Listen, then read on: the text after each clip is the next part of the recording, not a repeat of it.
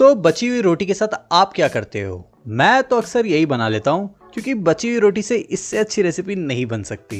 तो मैंने रोटी को काटकर गर्मा गर्म तेल में डाल दिया है और गैस का फ्लेम मीडियम पे रखा है। और जब तक रोटी फ्राई हो रही है तब तक हम आगे की तैयारी कर लेंगे। तो मैंने ले लिया है 1 टमाटर, 1 प्याज, थोड़ी सी हरी धनिया, 1 हरी मिर्च और नींबू का जूस। इसे हल्का सा मिला लेंगे। फिर मैंने इसमें डाल दिया है आधा छोटा चम्मच चाट मसाला, स्वाद अनुसार नमक, आधा छोटा चम्मच कश्मीरी लाल मिर्च पाउडर। फिर इसे मिला लेंगे और रोटी का भी कलर बदल चुका है तो इसे भी निकाल लेंगे। फिर डाल देंगे चीज और हमारे देसी नाचोस